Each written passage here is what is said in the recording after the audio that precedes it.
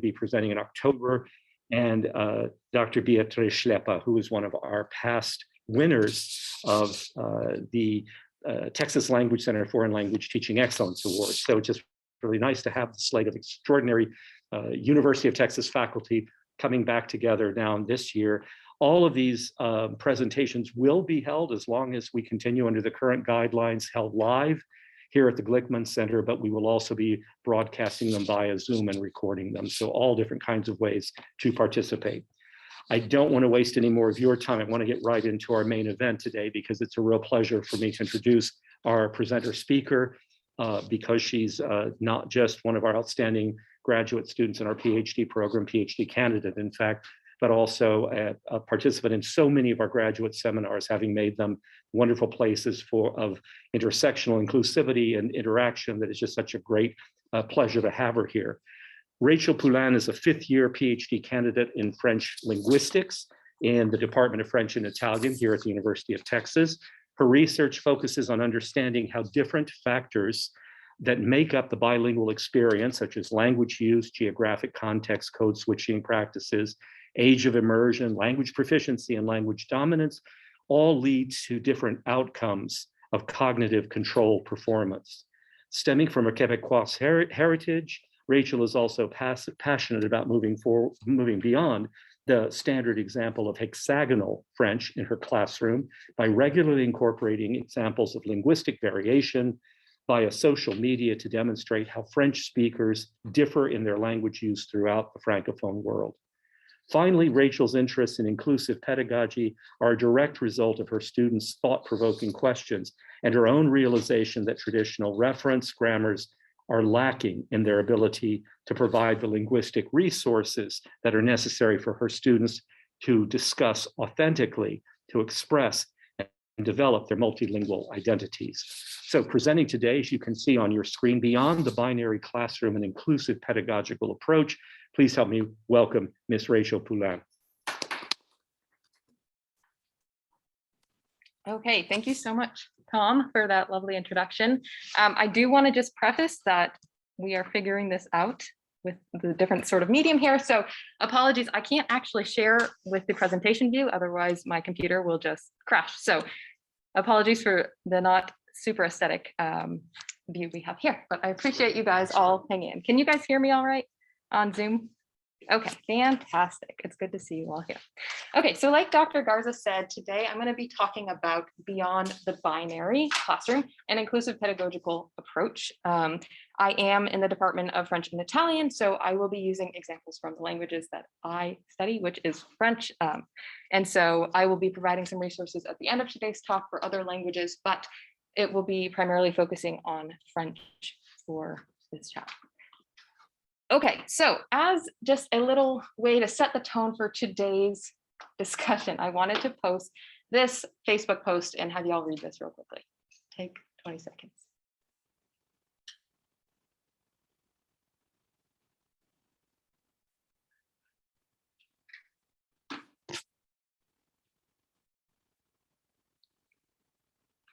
Okay, I think we've gotten through it. So basically what I'm doing here is I just want to address that there is an issue that people often say, well, if we use they, them pronouns in English, it's very confusing. However, we're all language speakers, teachers, linguists perhaps here, and we can all basically figure out, based on context, what this means. So I just want us to let go of perhaps some traditional grammar that we've held on to perhaps very dearly in the past, and to just approach this with an open mind today, because there will be some things that you would not find in traditional reference grammars. Okay, so I just want to go over who I am. My name is Rachel Poulin. I am a psycholinguist and a sociolinguist, and my pronouns are she, her. I am a cisgendered heterosexual woman. So why in the world am I talking about this today? What gives me the right is basically the question that I had actually talked with Dr. Blythe originally when I was embarking upon these research questions. Well, like many of you, I teach a grammatically gendered language, and although this is not my lived experience or my field of expertise, I have a goal, like I'm assuming many of you do too. That goal is to provide a welcoming environment for my students, for all students, right? And I'm sure we all share this goal if you're here today at this talk. However, I had the realization that there was a disconnect between what I hoped to accomplish, my goal, and also the know-how to do this. So I hope that I'm going to be giving you a little bit of know-how today from what I've been researching. Just to give you an overview of today's talk, I framed this with a what, a why, and a how. The what is just to address the linguistic obstacles that we need to deal with in these grammatically gendered languages, right? It's not as simple as plopping in a non-binary third person singular subject pronoun. It gets a little bit more complicated when we have effects with gender accord, etc. The why, and I don't think I need to spend that long on this because we're all here today. We probably understand the importance of this type of work, but I wanted to focus on this a little bit very quickly.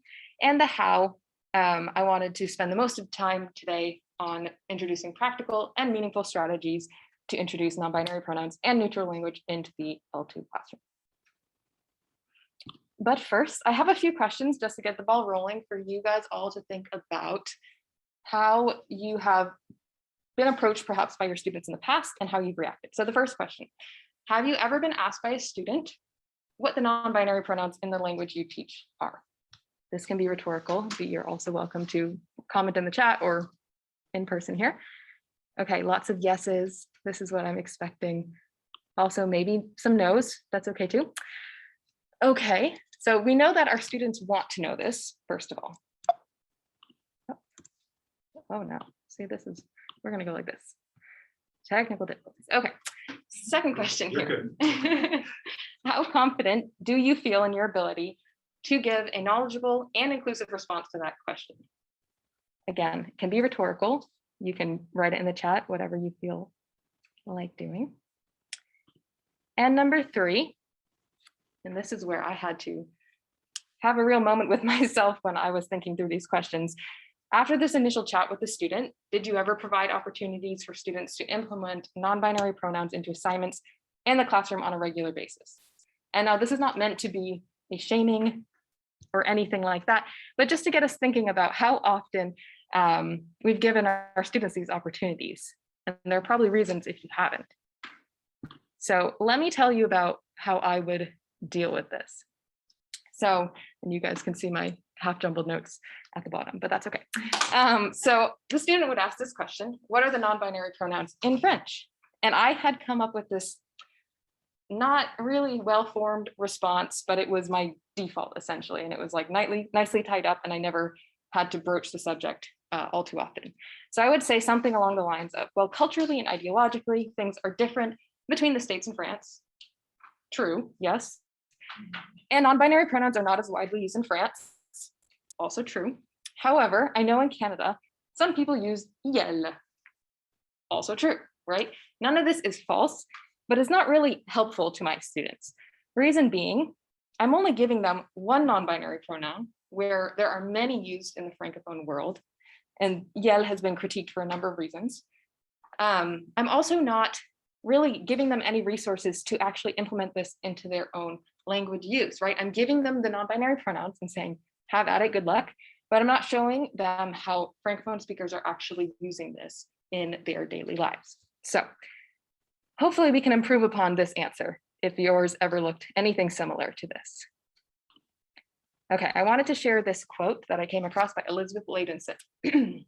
Please notice the date, 1998. It's been some time, and I wouldn't say that we've improved all that much from that point. She writes, French imposes from the start a disconcerting awareness of gender difference as encoded and enacted in grammar. To embark on the study of a Romance language is for a native Anglophone unavoidably on several levels to experience gender trouble. Now, gender trouble is a bit of an aggressive header, I realize. I don't mean it to be that way. But I just was so hit by this, and this is exactly what I was setting my students up for, to deal with this gender trouble on so many levels and not giving my students enough of the resources that they would need to really be successful in integrating this into their spoken or written French. Okay, so just to go over very quickly, this is not meant to be a grammar lesson. We all are probably very proficient in the grammar of the languages we teach, or one would hope. However, just to go over this and some of the grammar and gender issues that our students face. Binary gender is reflected in subject pronouns, and also this is reinforced by the fact that there is no established or codified subject pronoun in many of the languages that we teach, certainly not in French, certainly not reinforced by l'Académie Française, for example. Direct object pronouns, this is again showing grammatical gender, disjunctive pronouns, and just to highlight this Instagram post where it says homme, femme, so man, woman, and then what the person has checked is it's actually more complex than that, which is of course true. Okay, a couple other examples. We see gender accord being required grammatically with adjectives, substantives, and past participle agreement, just to name a few. This is not exhaustive, of course, but I thought that this Instagram post to the left really showed a good example of this. So for our students who don't really perhaps know much French coming in or know much of the language you're teaching, are going to assume that they can just put this subject pronoun in, right? They're just going to assume that they can use yel and be on their happy way, but it's more complicated than this, yes? Because in English, we can say beautiful, pretty, natural, fresh, happy. Perfectly simple. And then it gets a little more complicated with French because you have to agree, of course, with our adjectives here. And this is something that we have to face and let our students know ahead of time and really give them some strategies for dealing with these so-called gender troubles. Okay, so that's the what. And again, I don't want to give a grammar lesson. I don't want to focus too much on that because I think we all know. But it is something we need to bring up to our students because like I said, they probably are coming in with very little French knowledge or whatever language you're teaching, and they're not really going to expect the other ways that they're going to have to adjust their grammar. Okay, so the why. Firstly, it impacts students' participation. And I think we can all agree that if you were to come to a class where you were being either misgendered or misnamed, not being respected in those ways, you probably wouldn't want to participate. I wouldn't, certainly. The other thing that Dr. Pedagogical addresses and Lipson et al. Examined actually was how this affects mental health. In the context for the second study was they looked at a large group, I think it was like 1,700 students, just to compare cisgendered to gender minorities. And they were, gender minority students were 4 times more likely to experience 1 or more mental health issues than those of their cisgendered peers. So this is an issue that we need to be offering our classes as safer spaces and places where we can be gender affirming to our students and let them know that they're welcome. One of the main reasons in that study that I just cited that students had these mental health issues, or ones that they named at least, was because they felt like they weren't accepted, they weren't able to be themselves. And so this is one of the things that we can be doing to make our classrooms more inclusive. Excuse me. Okay, and then secondly, even progressive movements for French specifically, such as l'écriture inclusive, fails to be truly inclusive. It has focused historically on binary women, which is a step in the right direction, of course, but it is not inclusive in the true sense of the word. And thirdly, by failing to acknowledge our transgender nonconforming students, that's TGNC, and providing these linguistic resources, it effectively equates to an erasure of lives. And I don't know about you, but just from a human perspective, that is not something I want to result from my classroom. And I am motivated just from that quote to do better. Okay, another thing. I feel like I'm talking very fast. Sorry, y'all. So we present to our students what is deemed acceptable, or possible to express in the languages we speak. Our students may not actually ever come into contact with someone who speaks that language at that point in their language journey. And this is huge. So if we're going to tell them, okay, well, yell happens in Canada, it doesn't happen in France. Well, that's simply not true, A. But B, we're not showing them that they belong in our classroom and that they're able to actually express their identities in our classrooms. And I will say, obviously, this is geared towards lower division, but in our lower division classes here at UT, we focus on our students describing themselves, describing their personalities, their portrait physique, I can't even think of the word in English, but how they look. And there's just so much where they're talking about themselves that if we're not giving them the linguistic resources to be able to talk about themselves in an authentic manner, this becomes very problematic. Okay, and then secondly, if we are not teaching these options, which are widely used in transgender non-conforming communities of speakers throughout the world, we're failing to accurately present the speakers of the world that we're trying to show them. So for in my instance, the Francophone world, not showing them the innovation and the variety of language being used. And so this brings me to the last point. We really do need to provide these linguistic resources to our students so that they are able to authentically explore, develop, and express their identities, which I think most of us would agree is our goal in a post-structuralist attempt at teaching language. So these are the reasons for why it is not exhaustive, like I've said. However, I would encourage you to read some of these papers that I've cited here. They express it much more eloquently and more in depth than I have the time for today. Okay, so we will move on to the how, right? This is what we're trying to do to implement these strategies. And I can say they're practical and they're wonderful because they're not necessarily my strategies. They have been provided by much more learned people who have studied this subject and truly are experts on the matter. So I don't have to be self-deprecating because they're not mine. Okay, so the how. We're going to start out with the baseline, and this should be the absolute bare minimum that we're doing in our classrooms. And I know a lot of you are. The first, we need to just avoid making assumptions about our students' gender identities. We just need to stop doing that. So on the first day of class, and I'm sure many of you do this, hand out a questionnaire or note card. You can also do this orally. And I think in the past, students have actually enjoyed it, doing it orally, simply because they're able to hear other people's responses and kind of get to know each other in that way. So they can list their preferred name, their majors, their pronouns, and this is important. It is the pronouns that they would like to be called in class. So for instance, if a student does not want to out themselves, is the way that it talks about it in the literature, in that class, in that context, then we're not needing that information. But the important part is that we're letting them let us know and their fellow peers how they would like to be addressed in this context. So this is important. Another thing, you can let students make this an optional divulgence. They don't have to divulge this if it is not something that they feel the need to. But again, we're giving our students the opportunity to let us know how they would like to be called in class. And then finally, especially if we're doing this out loud in class, you can diffuse any tension or potential awkwardness. Blaise Provitola writes about this in their 2019 article, but something silly. They suggest a snack, favorite snack. Perhaps you could do like a guilty pleasure band that you would never tell anyone that you're interested in listening to. Lots of options there. So this is the bare minimum, y'all. I think we can all do this. If you haven't done it in your class at this point, tomorrow is a great day to do that, or perhaps next Tuesday, depending on your course schedule. Highly recommend doing that. Okay, so now we focus on the how. The first thing, we need to acknowledge that this is going to be more difficult for our students than what they may be accustomed to in English. And this is again because of the gender agreements and the effects that it'll have throughout the sentence. The second thing is that, and again, this is geared towards introductory level French or any language introductory level, but we can be introducing non-binary pronouns as students are learning the traditional paradigms, right?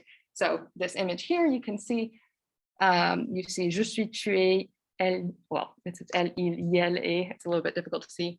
But you can see that this is just listing your normal to be verb in French, and you have yel included and the plural of yel as well.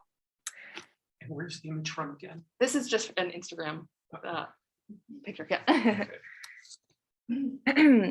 And then you can integrate these structures into testing materials as well. So the goal here is to be giving our students a lot of input with this, normalizing the use of non-binary pronouns, and also making sure that they see this as having the same status as the traditional grammar that you would find in textbooks. I hope that I'm not scaring you off thinking of all the edits you have to make, but it's worth it, I promise. Okay, so just a few examples, and I apologize about the quality, particularly of this picture on the left. This is from an undergraduate's thesis, actually, and that undergrad is in Dr. Koznick's, who I've been citing quite a bit. They are an expert on the subject. So it's just not a great picture, but it's taken directly from her thesis. And you can just see here, there's like a battleship game here. They've implemented yel. You can see subject pronouns. Again, it's just integrated. You have il, yel, elle, il, yel, elle. And then again, on a quiz here, just of conjugating basic verbs that a student would see within the first couple of weeks of class. So nothing fancy here, but we're just, again, normalizing this use and offering our students this opportunity to practice this, certainly more than I used to in my classes. Okay, and this is a large table, so I'll try to make some sense for you of it. I just want to point out, so here in this form column, we see yel and yel, and you see the singular and plural, but there are so many other options here. Ul, ul, yel, il, elle, etc. You have a lot of options here, right? So we need to let our students know that we're picking a form to implement into our verb paradigms, into the way that they're seeing this in class, but that there's a lot of variation here, and they should be encouraged to pick the pronoun that they feel most comfortable with. I will say there has been some criticism for yel because it is, I mean, orthographically, it is a combination between the masculine and feminine subject pronouns, and obviously this is not what non-binary is. It's not a combination of feminine and masculine, and so this one has been critiqued, and so our students should be offered other resources as well. The reason that so many scholars have implemented this in their teaching is because it is probably the most well-known and most understood, and you can see that the comprehensibility here is the highest for this subject pronoun out of all of these. Okay, so now that we've talked about how to introduce it as a baseline, how we're making sure that we're not assuming our students' genders, and now we're going to be thinking about strategies for subverting gender accord. So this is where it gets a little bit trickier in comparison to our students who speak English. Okay, so one of the strategies that you can introduce are Epicine words. Now, these are just words that don't change depending on the gender of the word it is modifying. I have a short list here, and as you can probably infer, this is not a one and done strategy. You don't have probably enough of these words to accurately be able to express what you want to express, but this is one way in which you can do this. And we should be offering these to students and pointing it out to our students that these words exist so that they're not constantly feeling a need to choose between a masculine and feminine gender accord. So this is one way. Again, it's not an exhaustive list, but it's not the norm in French, of course. The next thing that we can introduce our students to are rewordings. So this is essentially circumnavigating certain structures that are often introduced early on in lower division curriculum, such as I am American, instead of saying this where it's reflective of the subject pronoun, you could say I come from the United States. Again, pragmatically, could be a little bit different in meaning. However, it still conveys a similar meaning. Secondly, instead of saying I am curious, you could say I'm a curious person. Importantly, someone of any gender identity would say this exact same sentence because it's reflecting the word person and not reflecting the je, right? It's not reflecting the subject pronoun. And if any of you are getting a little bit worried about making sure that our students can form agreements in the traditional sense, you can always have them do structures like j'adore la cuisine américaine. I love American cuisine. I don't think anyone would say, I don't know, maybe some people would. But you could say something like this and make sure that they're still getting that gender accord. But again, it's not problematic to our students because it's not forcing them to choose between a masculine or feminine gender accord, but it is just reflective of a fixed noun.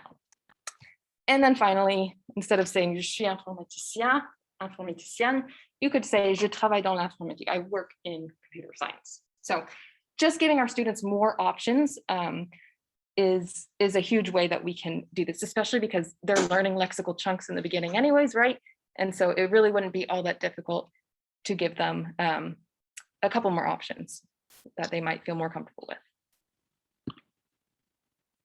Okay, so mid-dots are specific to French to my understanding. I know in German there's something called a gender gap, where it's essentially just an underscore. And it delineates between the masculine ending and the feminine ending. However, in French specifically, they are unequivocally non-binary. And there are other ways to denote this as well, but this has kind of been adopted by this community.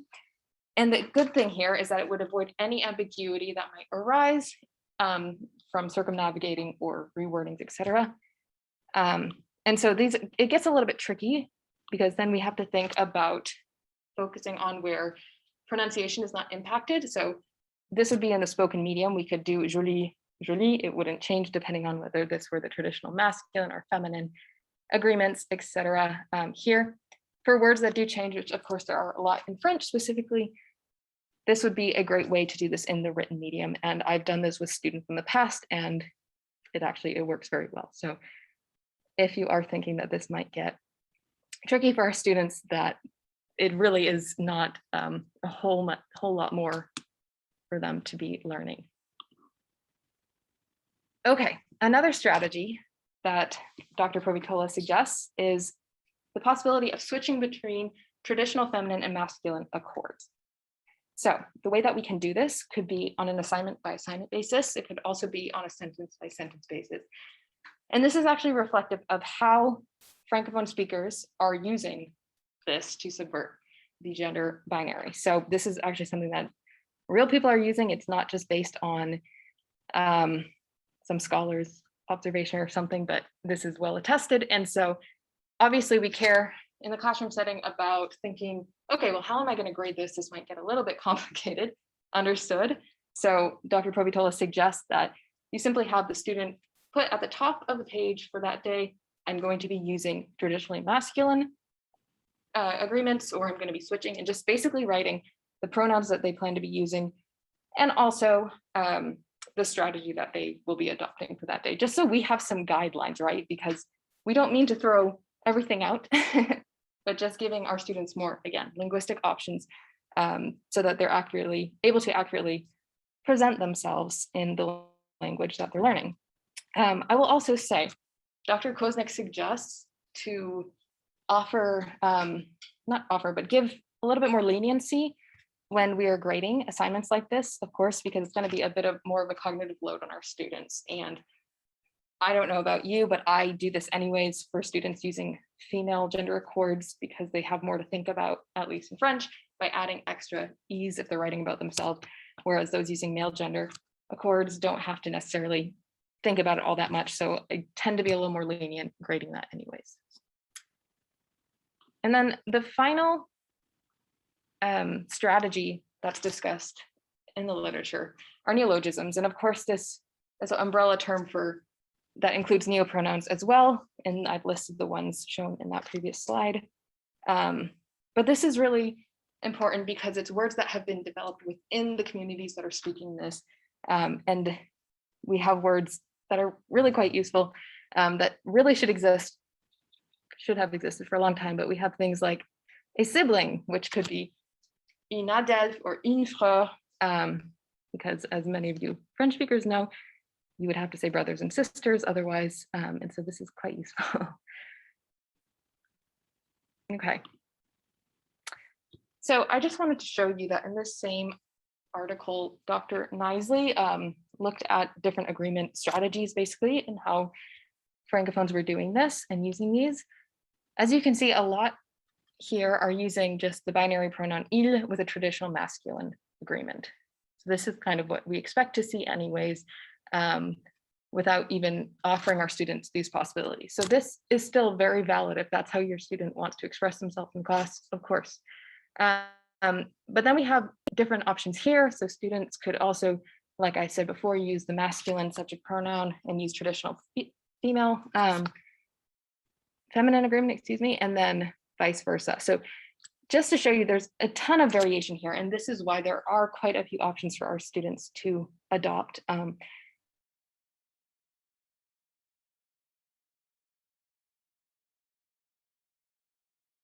our goal really is just comfortable and find strategies and be able to express themselves authentically in the target language. Okay, good news. You're not expected to be an expert on this topic. I certainly am not. I know there's a lot of new information here and new strategies that are certainly perhaps intimidating at this point in your language teaching career. And I would just encourage you to begin adapting little by little, and keeping in mind that the goal should be, first, to center transgender non-conforming individuals. Again, we're not the expert. Well, I am not the expert here, because I am not using these pronouns and I'm not creating these neologisms. I am not the person who should be dictating to my students how to use these. And that's important. We need to make space for these individuals to be the main source of linguistic input, and how these forms are being used and how the norms are being subverted. Secondly, and this is often a critique, we need to prepare our students to communicate effectively in the target language. Obviously, we can all agree on that. And like I said in my bad example, my bad response, well, ideologically, speakers in France are different than speakers in the States. And so we do need to balance this with letting them know and how to set their expectations for what sorts of responses they may get in the target culture. But honestly, this is a super fertile ground for really good development of intercultural competence and just being able to discuss how the States, or whatever their L1 culture and language in comparison to the L2 differ. And finally, we should keep our goal in mind that we are encouraging our students to find whichever strategies of self-expression will be most beneficial to them. Okay, I want to address some things that Dr. Knisley discusses as what not to do. The first thing, we should not be asking transgender non-conforming individuals to educate us, right? We should be looking into resources on our own, and there are so many resources, and I will share some with you at the end of this, but of individuals who have elected to be advocates and educators for activists and educators for these subjects. And again, this is not something that you should go up to any individual and expect them to educate you. This is something that you should be doing, and it should be your responsibility as an instructor trying to cultivate an inclusive classroom. Secondly, please do not insert yourself into conversations or spaces where you don't belong. Again, I think we're all respectful. We can all be respectful here. And again, seek out those resources where you are finding. I will again share these resources with you, and it's very obvious, but just be respectful of any requests for that. And thirdly, I worded this strangely. Dr. Knisley worded this much more eloquently, but he says to essentially listen more than you speak. Again, this is a good rule for life. I think we can all agree on that. And please do not make any excuses for when you will inevitably make a mistake. We're all human. Again, it's perhaps something new for you to learn, but instead we should be apologizing succinctly and move forward. And finally, we should not be sensationalizing non-binary language. So essentially what Dr. Knisley discusses is avoiding having like a trans day, for example, and instead just integrate this as a normal part of your classroom by giving your students resources just as you would for them learning codified subject pronouns, and just always having that present in your activities, etc. And also, he encourages us to investigate linguistic diversity in a variety of ways. So it's not simply just, okay, we're going to focus on this today, but you can be focusing instead on linguistic variation, different accents, different dialects, different registers, slang, etc. And so this is just another way to introduce linguistic diversity into your classroom. Okay. So if you're ready to start making your classroom a bit more inclusive, you can do this very simply. I'll give you a couple first steps here to make. Again, it's not exhaustive, and I'm sure you will be able to think of some other ways. But first things first, I think you can very easily make your pronouns visible on Zoom and Canvas. Zoom has actually now allowed a specific spot here for pronouns, which was new since last time I edited my name tag. You had to put it in your last name spot, so I'm glad that they've made this change. And then you can select how and in which context you would like to display that. Takes 20 seconds, so I encourage you all to do this, similar with Canvas. And the reason this is important is we're essentially conveying that we're not going to make assumptions about anyone's gender identity, and this is just indexing that. The next thing I would suggest is to use social media. So there are so many creators out there who are putting out such good content and really just informative ways in how they're using and subverting traditional binary grammar. So you can look at blogs, YouTube channels, Facebook groups, Instagram, podcasts, Twitter. There's so much out there. And this is such a great way to go about this. And another way, so Dr. Garza had asked me, where's this picture from? Well, it's from Instagram. And as you can see, I've just followed the hashtag YEL. You can look up similar words in different configurations, and it's very just useful, and you can be learning directly from the source of those who are using these pronouns and also how they're doing that. Okay, and I just wanted to show this example. So first of all, I love integrating social media into my teaching. I think that students can connect to it, and often you'll find really like aesthetic things anyways, and it's just easier to focus on this than perhaps a PowerPoint brought to you by yours truly. So this is really simply put, the creator just basically wrote how to use the neutral pronoun in 6 steps. And then they go through, okay, this is the subject pronoun in 1, they replace the indirect object pronoun, they replace the direct object pronoun, they replace the indefinite article, the possessive determiner, and then they show that this is how you make the agreement. And they put it all together. And so I don't know about you, but I think this would be just a really good example for your students. So I encourage you to follow some hashtags for whatever the pronouns are in your language. And there's just a lot of ways that we can be implementing this into our classroom to teach our students this.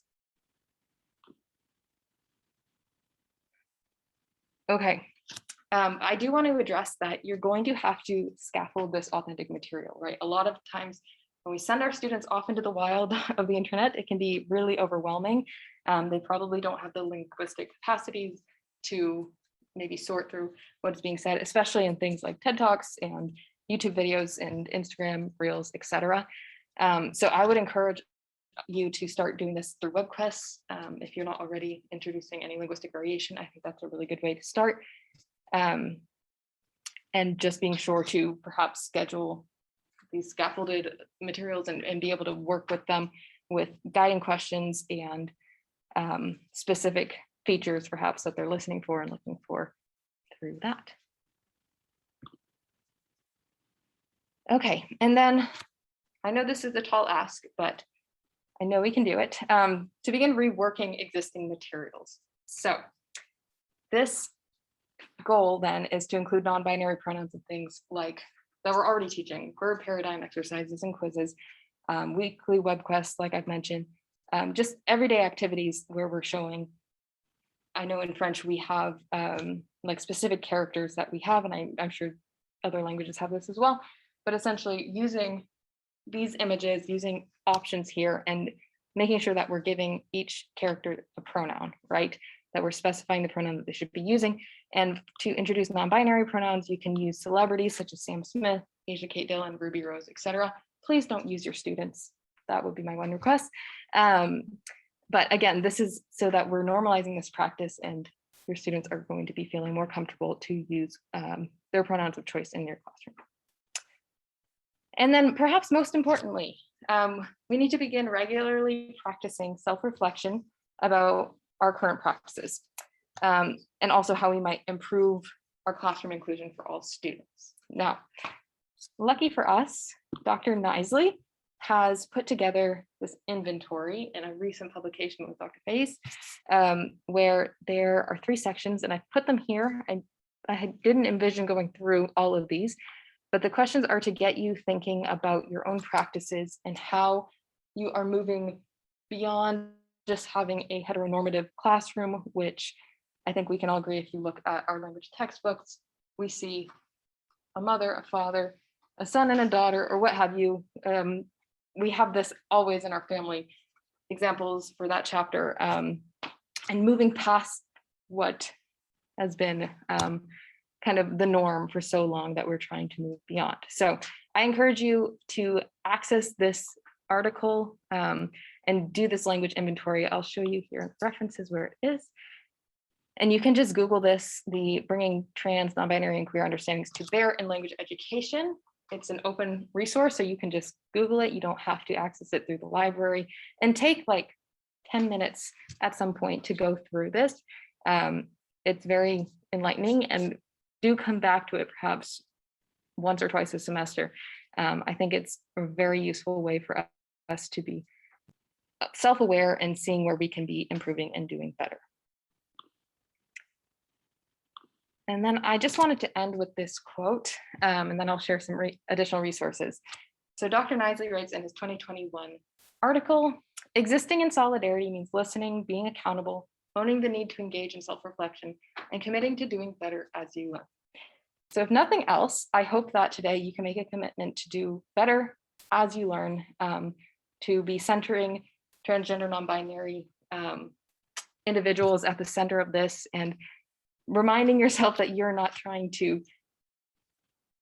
tell your students how this is being used by native speakers, but instead to partner with them and to be able to help them figure out a way and different strategies to best express their gender identities. Okay, thank you. I do want to just share quickly that Dr. Knisley is coming to UT virtually. And this is through an inclusive pedagogy series here at UT through the French and Italian department, and also Complet. But I just wanted to let you know they've extended the invitation to open this for y'all as well if you're interested. It is October 11th through 5, and the Zoom link is here. I'm happy to share this with anyone as well. He is an expert, like I said. I highly encourage you to attend that. He will have so much more explanation and much more eloquently put, but I just want to let you all know that. And then I have some resources here. The Gender and Sexuality Center here at UT has so many different resources and publications, also guides for best practice. So highly recommend that. And then I've attached some resources from Dr. Knisley that he has graciously shared to better cover some more languages. So you have Spanish, German, and then he's grouped these all into another folder, but there's Arabic, ASL, Danish, there's a bunch. So hopefully the language that you teach is there, and I'm happy to answer any questions as best as I can. Rachel, thank you so much for that. And yeah, this will the first time we're going to be doing this is we have some live audience here who could ask any questions, and I'll also watch and ask Betsy if you could help me watch the chat or anyone else raising hands in our audience on Zoom, and get some questions to you in the time we've got left. That'd be terrific. Thank you. I don't know if there's anyone in the room who wanted to ask any questions so far. Well, let me start then with what I see right off the top in chat. This is from Jamila. I'd be curious to know if there's any research or guidance about handling pushback from native or heritage speakers. As a pre-service K-12 Spanish teacher, I will need to prepare myself for criticism by implementing non-binary language. I notice significant debate, often very heated, about this topic among Spanish speakers. I can justify the choice to be more inclusive with great research like what you explained today, but many Spanish speakers see gender inclusive language as culturally insensitive, as a culturally insensitive act that's being imposed by changing American cultural norms. So I haven't read any research specifically regarding this. However, anecdotally, I can say when I've talked to certain French people, they have said there has been some pushback like, oh, well, that's very American. That doesn't seem necessary to teach in your French classroom. You're not teaching proper French, et cetera, et cetera. And I guess the way that I would respond to that is, but our students use this in English, and we need to provide these resources quite simply. I would definitely be interested to see what research, if any, is out there, and this might be something being worked on now. But yeah, that's all I know at this point. Thank you for that.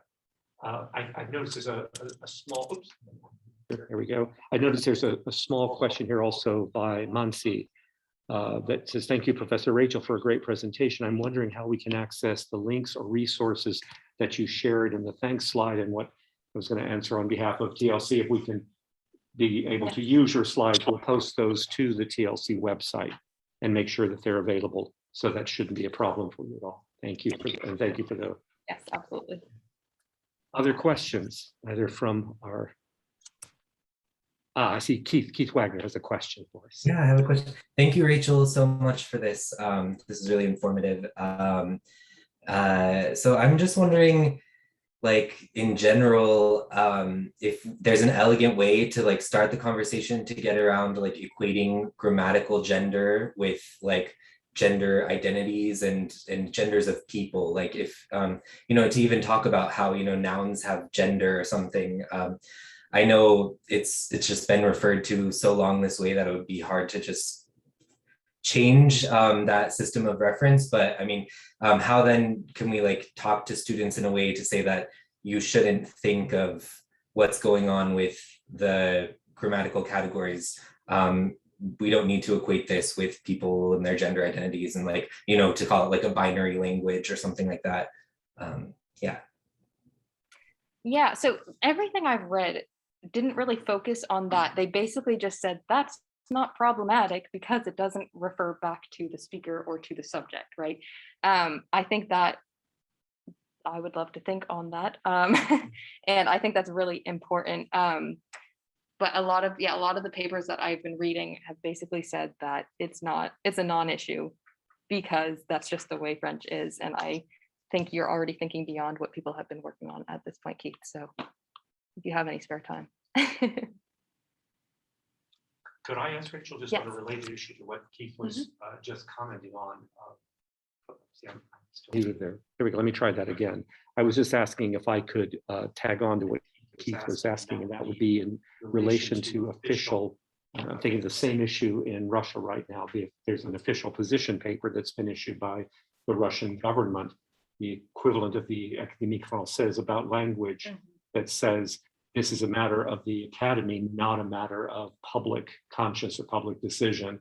And therefore, kind of all of you pedagogues, activists, stay out of it, leave it to us, the professionals. Will devise the new language policy for, and then in quotes, inclusive speech. Is there a similar kind of pushback from the government in the Francophone world?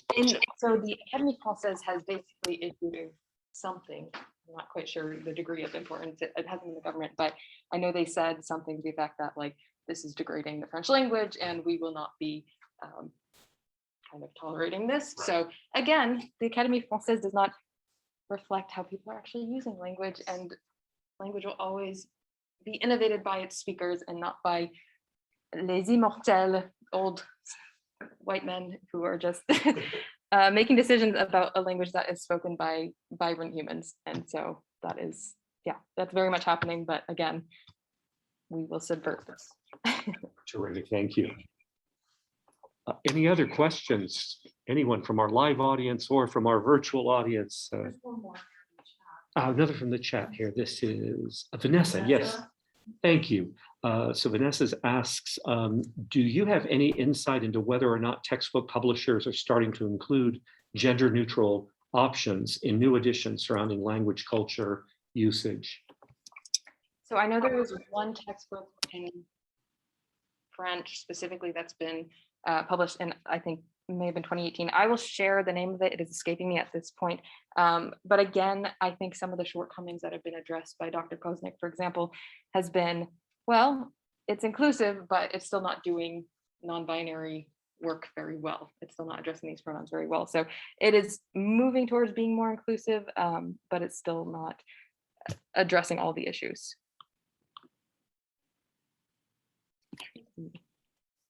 Looking as well to see if anyone else is up there. Tracy and Melanie are raising hands, but Tracy, go for it.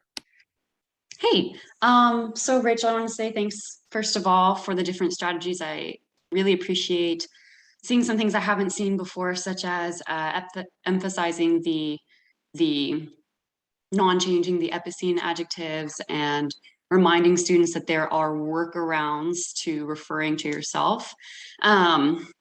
And I am really glad that you're continuing this conversation on the non-binary classroom in French.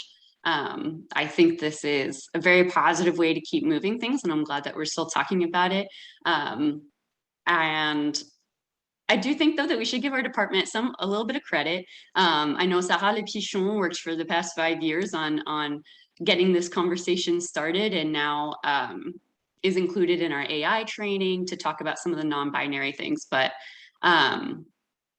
yeah, I think this is all really great progress moving in that direction. And I do really appreciate you continuing this work and adding more material to what we work with as AIs in our department specifically, and of course to other people who are here teaching other languages.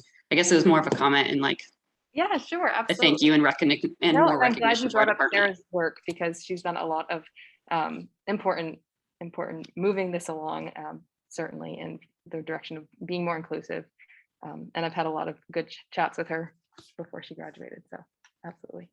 And Marie-Lise. I mean, that was the same thing. I was thinking about the work that Sarah did and wanted to like acknowledge the work that she's been doing on this for years. So. Okay, thank you. Terrific. I was also noticing in chat, Cecilia posted a YouTube link for on feminism and inclusive language in Vargas Llosa's work. And so, yeah, that's terrific. Thank you. And yeah, if anyone else, as I said, we'll save the chat and all of that, make sure it's all that we can put this up on the TLC website next week sometime together with this recording. So I see we're getting close to 5 o'clock here Central Time. Any other final comments, questions, anything else?